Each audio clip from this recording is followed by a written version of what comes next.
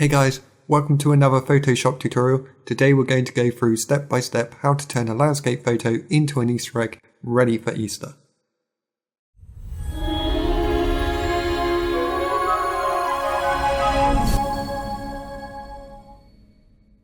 So first thing to do is to download all the resources that you will need. I've given links to all the resources on this YouTube video, or you can find them on my website. Once you've got all those downloaded, then we can begin.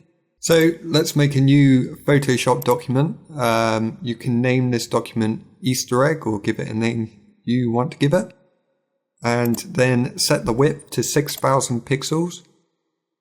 Set the height to 4,000 pixels and resolution to 300 pixels per inch. Then press the OK button.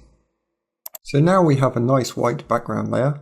What we're going to do is add a shape to it. We're going to go over to the shape tool here and choose ellipse tool. And we're going to make sure that has a black fill, and we don't need a stroke on this. Okay, so we don't need to hold down shift because we're not going to make a perfect circle. What we're going to do is just take it from the bottom and drag it upwards, make it quite big. We can hold down the space bar to move the position and leave a little bit of a gap at the top so that we can adjust it further in the next step. So we'll make ours about here and then release the mouse button. Okay. What we want to do now is grab the direct selection tool. Select it from the tools panel here. Make sure we still have the ellipse selected, and then see the square up the top. We will click on that, hold down the mouse button. You will see some handles appear, but we don't care about those handles so much. What we care about is the square in the middle. So what I'm going to do is I'm going to hold down the shift key, which will constrain so that I will only be moving upwards and not side to side. So that will stop me from accidentally moving it into a position that I don't want to move it. So now if I start moving the mouse upwards, I can then change the shape of my ellipse to make it into a more egg-shaped shape. So if I let go here, and then it will say it's going to turn it into a live shape rather than a regular path, continue, and I'm going to press yes. Okay, so now we got something that looks just like an egg. And we should now have two layers. One, the background layer, which we started with, and the other, the ellipse layer. Now, the next step is to place the landscape photo. So what we need to do is go to File, Place Embedded, and then select our landscape photo. You can use your own landscape photo, or if you get desperate, you can use mine. I don't mind. So we're going to place this one for now. And then it's going to pretty much take up the whole canvas here. So we're going to commit that. And then I really want to change mine a bit, I think, actually. So I should go to Edit, Free Transform. And I'm basically going to flip mine horizontally. Okay, so I'm going to click on that. And then I got it facing the other direction. And then I'm going to commit that. So once that's done, we need to kind of move the areas that we want to keep inside of the egg, because we're only going to be showing a small portion of the actual landscape itself. We're not going to see the whole thing, just whatever appears inside the egg. So I now need to change to the Move tool. I can press V on the keyboard for that, and then move this around. Now I can see by moving this down the bottom where the egg is, and I want to get it somewhere so that the actual sun itself is going to be in the picture. So I'm going to move it about here, and hopefully that'll be around the place that I need it to. But I can move it around again later if needs be and tweak it a little bit. Now what we want to do is make it so that all the contents of this landscape are going to be inside the egg, and it's really easy to do. All we need to do is create a clipping mask. And to do that, it's a slightly weird process. We have the two layers here, and ensuring that we have the landscape above the ellipse layer, we can hold down the Alt key, and then once you hover between the two layers, you'll see an arrow with a white square appear. That indicates that we can use the ellipse layer as a clipping mask for the landscape layer. If we go ahead and click between those two whilst that little indicator cursor thing is active, then that will mean that only the landscape inside the egg is going to show. So when you do a clipping mask, it's only going to show content contained within the layer below. So it's useful for all kinds of things like putting content inside some text and stuff like that. Okay, but in this case we're using an Easter egg. Now we're going to make the landscape look a little bit more three-dimensional. And the way we're going to do that is we're going to use the Bloat Tool, which is accessed within the Liquify Filter. Let's go ahead and select from Filters, go to Liquify, and then we'll have a new window appear with lots of options for us. Now we can find the Bloat Tool here. So go ahead and select the Bloat Tool. Now make your brush much bigger. Basically we need the brush to be around the same size as the Easter egg. Now if we use the square bracket key, we can increase the size. Then we can start bloating our image. Aim for the area you expect your landscape to be in from within the contents of the egg. There's a handy little option to toggle here called Show Backdrop. This will show your entire contents. You can select all layers or just one layer or certain layers.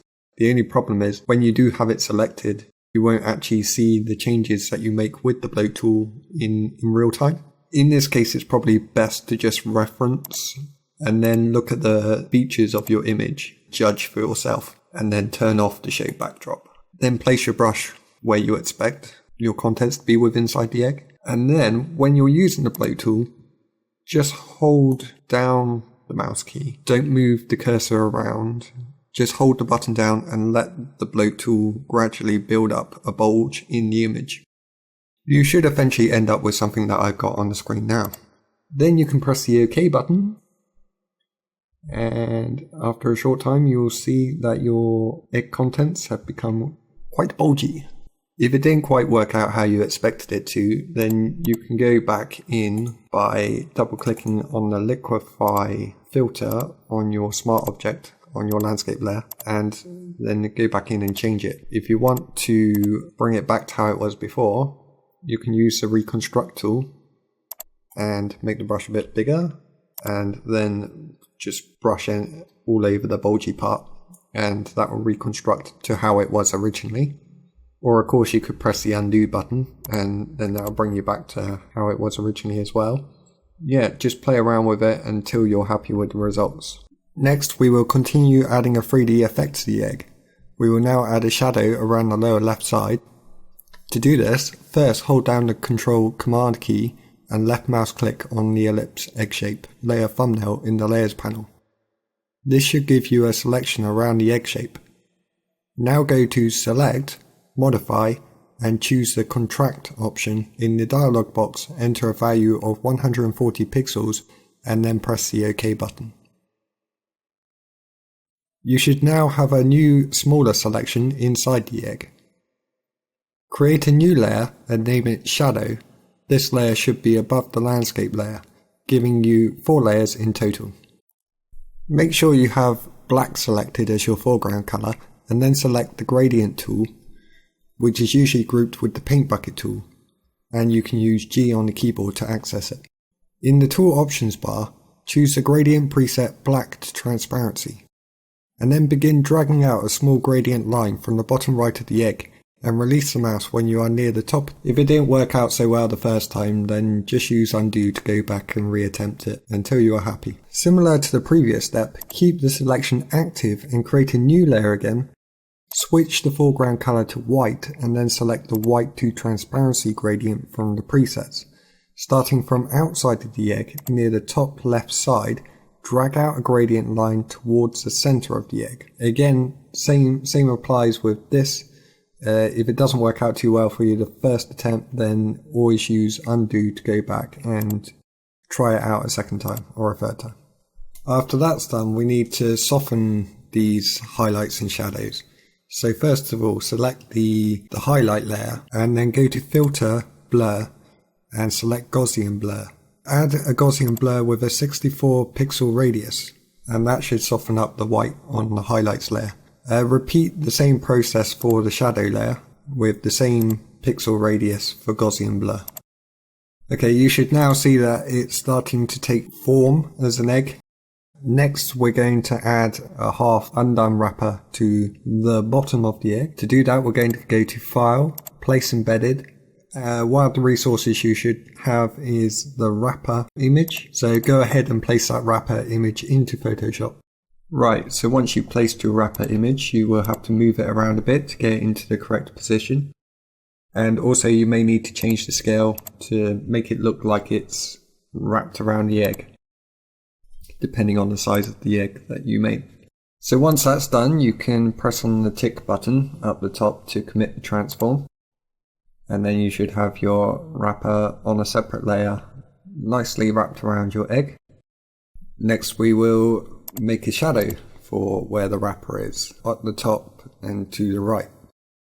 So first of all, if we make a duplicate of the wrapper layer and then add a hue saturation adjustment layer, go into the properties of that adjustment layer and make sure it's clipped to the layer below. And you should see a little arrow there to indicate that it's clipped to the wrapper copy layer. Then change the lightness, bring it all the way down to -100. Then move those two layers, so hold down Shift and select the wrapper layer as well as having the hue saturation adjustment layer selected. Move them both underneath the wrapper layer. Then you'll see that your main wrapper is on top of our new shadow wrapper copy. Okay, select the Move tool. Make sure you've got the wrapper copy layer selected. And then move the shadow layer underneath upwards and to the right, so it's about here. Then add a layer mask to the shadow copy layer, and then use a black brush to paint areas that you don't want to be part of the shadow. Just like that. Maybe a bit up here as well.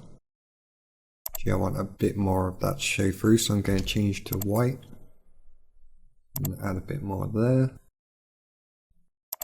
And then go back to your main wrapper shadow layer rather than selecting the mask. So we're on the main wrapper layer. Then go to Filter, Blur, Gaussian Blur, and make quite a high radius of shadow. So I'm going to go with about 95. And then press the OK button. Then it will look like you have some shadow between the egg and the wrapper to make it look more three-dimensional.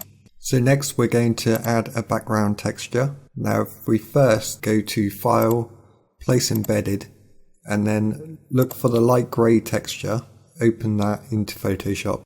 We will add this texture from the top and halfway down to the bottom of the image. So we're going to only use up half of the canvas on this, and then we'll add another texture to fill in the bottom area. So resize this texture if you need to, and then commit the change by pressing on the tick. After you've done that, go to File, Place Embedded again, and then get the other wood texture. Make sure that when you place these new textures as backgrounds, that the layers go between the white background layer that was there already and the ellipse. So the egg's going to show on the topmost layers and the background's going to be behind the egg. Okay, so get your wood texture into position. What we need to do on this wood texture is change the perspective, because at the moment it's looking completely flat and we need to look like it's getting further away as it moves into the distance, so it looks like the egg's placed on top of it. Okay, so to do this we're going to go to Edit, Free Transform, right click inside the wood texture and then go to Perspective. Now with perspective now selected, if you grab the square at the bottom right hand corner and then drag it across to the left, then you will see that it's getting wider at the bottom but staying narrow at the top. You could even go up to the top left hand corner and then drag inwards, and that will make it even narrower. However, then you would need to go back to Edit, Free Transform and make the entire image larger so it covers the whole canvas. So I shall move it down a bit and then drag out the left hand corner again at the top and then place the image down, and there we go. So now we got what it looks like an egg placed on this wooden table or whatever it could be. The only problem is it's still not quite looking like it's actually blending in with the background. That's mainly due to the fact that we don't yet have enough shadow. What we want to do is create a cast shadow, and we want the cast shadow to be based on the direction of light and where the light is in that image. For this, I'm aiming to show the light coming in from the top left hand side and pointing downwards. Now this should create a cast shadow on the right hand side and slightly pointing down even further. To create the cast shadow, I'm simply going to make a new layer by choosing this little new layer option down the bottom here, and then I'm going to select the brush tool and I'm going to make sure I've got the softest brush possible selected. And then I'm going to make sure I have black as the paint color. And then I'm going to start painting down the bottom here and just painting that shadow area there. Now it doesn't matter how dark you go at this stage. So you can go as dark as you want with the black if you've got 100% opacity. Just paint a little bit in there. And then we want to make sure our layer is below the egg itself, but on top of the background textures that we added earlier. So once you've got that layer in its correct position, you can go to Filter, Blur and Gaussian Blur, and then you can soften that up even more. Okay, and then go to Opacity and tone down the amount of opacity so it's showing through the wood texture layer underneath. And then there's your cast shadow. You can make part of it darker if you want to, so you can add another new layer and then start painting black on that. And so have the closer the shadow is to the egg, have it darker than where it gets further from the egg. So you can go to Filter and Blur and Gaussian Blur again, and then blur that up. And then go to Opacity and make it more transparent, but not as transparent as your previous layer. Okay, so the closer the shadow is to the egg, the darker your shadow will be, and the further away you get, the more transparent the shadow becomes. So I would advise putting some of these layers into groups. So for example, you've got a wrapper and a shadow of the wrapper, so those can be grouped and just call the group wrapper. And then you've got the actual egg itself and all the layers that create the egg, so you can put them in a group and call it egg. And finally you have your texture layers for the background, so you can put them in a group and name it background.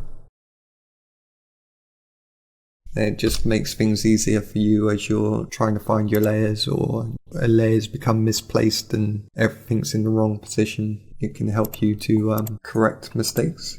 Right, once you've got all your layers into groups, then you can start looking at making your final adjustments. So you might want to add a lens flare.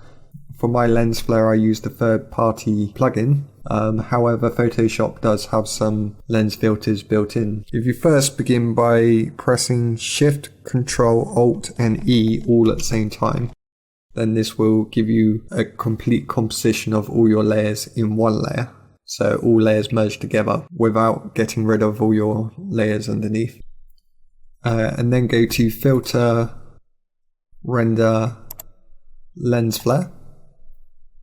And then you'll have a dialog box appear and you can make several adjustments to the position of the lens flare. Now I wanted to have mine directly at where the sun in the sunrise is located. So I'll position that in there, and then you've also got several lens types that you can choose from. So you've got the 50 to 300mm, the 35mm prime, the 105mm prime, and the movie prime. So you can select one of them, whichever one you prefer. You can also change the brightness, so you can make it really, really bright if you want to, or you can make it more subtle, just up to you on that one really. And then just click the OK button, and then you'll have your lens flare.